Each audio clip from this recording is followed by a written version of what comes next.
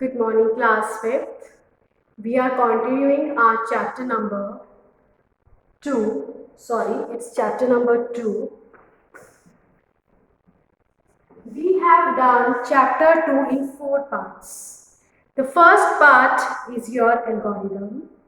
Second part is your flow chart. Third part is what is program. And to write the program, we have read about the categories of computer language. There are two categories of computer language, low level language and high level language. In low level language, there are two languages, machine language and assembly language, that we had done in part 3 video. Today I am going to tell you about the part 4, that is high level language. Okay. Again I am telling you, computer language is divided into two parts, low level language, high level language. Low level language, machine language, assembly language.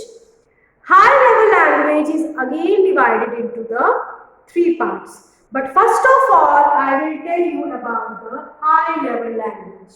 This is the part 4 of our chapter 2. So students, high level language are the instructions. It has the instructions which are similar to the English language. English language that we will speak. So, high level language will contain the instructions which are similar to the English language, which are easily used by us, which are easily used by the human beings. Now, it is user friendly, means it is very easy to learn, it is very easy to understand. Okay? It is machine independent, means we can write the program in high level language and that program can run on any operating system. Either it is in Windows 7 or it is in the Windows 10. That's why this is known as the machine independent, means programs written in high level languages can be run on any operating system. So this is the meaning of machine independent. And so now the next definition is interpreter and compiler. As I have already told you, computer only understands machine language. But machine language is difficult for us to understand. Okay? So we will write the program in high level language. But that language needs to be converted in computer language. For that purpose, we need interpreter and compiler. So, the program written in high level language. Suppose you will write 3 plus 2 is equal to 5. Computer does not understand the program written in high level language. It is being given to the interpreter and compiler. So we will write over here compiler and interpreter. So this is the input. Okay. What compiler and interpreter will do? They will read the high level language, they will read the instructions in high level language and convert it into the machine language.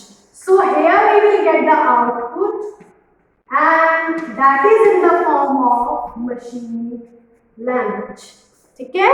That is in the form of machine language. So this is about the high level language. Again I am telling you, listen to me very carefully. High level language is similar to the English language spoken by us. It will contain the instructions that are easy to understand. It is user friendly. It is machine independent, means program written in high level language can be can be executed on any operating system. But the programs written in high level language cannot be understood by the computer. Computer only understands the machine language. So we need compiler and interpreter. So compiler and interpreters are the programs which will translate high level language to the machine level language which computer can understand. Okay, so there are three main categories of high level language: procedural language, non-procedural language, and natural language. So we will read these languages one by one. So students, these are the three categories of high level language: procedural language, non-procedural language, and natural language. Okay, so procedural language is your third generation language. Non-procedural language is your fourth generation language, and the next is your fifth generation language. So I am going to tell you about this procedural language, that is third generation language. Now students, this is the third generation language. In third generation language, programmer will write the instructions. Programmer will write the complete program. When the programmer write the complete program, write the complete instructions, that programming will be given to the computer. And on the basis of instructions given, computer will understand what to do and how to do. Because in the program, we will write each and every step. We will give input to the computer with the help of program. We will also tell the computer that either to add the two numbers or to multiply the two numbers. When there is addition of the two numbers or multiplication of the two numbers, on the basis of the result, we will get the output. So we have to write each and everything with the help of steps in the program. Okay? So programmer will write the instructions and tell the computer what to do and how to do. Because students, computer is a machine. It is a dumb machine. It cannot do anything on its own. We have to write and we have to give each and every instruction to the computer. Either it is in the form of when you will use any software. But here we are learning about the languages. So we have to write and we have to give the instructions to the computer in the form of the program. So suppose you want to add the two numbers, so you will write add, ADD, or if you want to print some output, you will write PRINT. Okay? But there are some other languages that will use this symbol for addition, this symbol for multiplication, this symbol for division. So we have to learn the languages. And what are the example of that languages is C, C++ for Go or Fortran. Means whenever we have to write any program in the language, for that we have to learn these languages as well. So in this chapter we are not going to learn these languages, but you must know the concept of what is the third generation language. Okay? So third generation language is the source program. Means the program which we write in computer with the help of suppose C, with the help of suppose C++. So whenever we write any program in any language, that is known as your source program. That is known as your source program. Clear hai? Again I am telling you, whenever we write the program in third generation language, that is known as your source program, or we can say also it source code. Okay? We can say it the source code. After that, this source code in high level language. Again, computer do not understand the high level language. This source code, this source program needs to be converted into the machine language. For that, we need compiler and interpreter. Okay? So this is about third generation language. Third generation language, what are the examples of third generation language? C, C++, for Fortran. We will write the program in these languages. That program is known as the source program or source code. After that, that program is converted into the object code, or we can say that object program with the help of compiler and interpreter. Okay? Now, the next language is your non-procedural language. Now, this is the non-procedural language. It is also known as fourth generation language. It uses English-like statements, means language we need very little programming code. Okay, this type of the language needs very little programming, and it is very easy to do, it is very easy to learn, because most of the things, many of the things are available on its layout. We will easily use these layouts and we can design the program.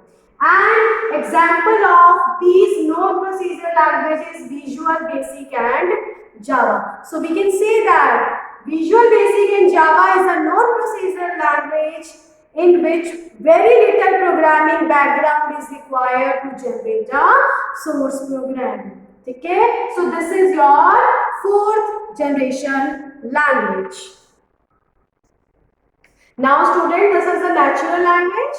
It is a fifth generation language. It is very much advanced language. And we can say that it is a type of query language which will allow the user to enter the request using human speech. Student, what you will do in the Google Assistant? You will speak and Google will understand what you speak, and on the basis of what you speak, Google will reply you with the answer. ऐसा होता है ना, आप बोलते हो Google Assistant में एक lady की वॉइस आती है, ठीक है, अगर आपने नहीं सुना तो आप करके देखना गूगल असिस्टेंट पे. When you will speak anything, that lady voice will understand what you speak, and on the basis of you give the input you will get the output. So this is the natural language. This is a fifth generation language which will be a kind of the query language that will allow the user to enter the request that will resemble the human speech. Means what you will speak, that voice will be understandable by the natural language. Or artificial intelligence is the major example of fifth generation language, means robots. Okay? We will program the robot, and on the basis of the whatever we program, that robot will behave like accordingly. So this is your natural language. Fifth generation languages. Technology uses the artificial intelligence. Now what is the artificial intelligence? Artificial intelligence is the simulation of human intelligence in the form of machine. Means जो हमारे mind में हम सोच रहे हैं वो हम एक मशीन में क्या करते हैं, प्रोग्राम करते हैं उसको, और whatever the programming we had done in that machine, on the basis of that machine will respond accordingly.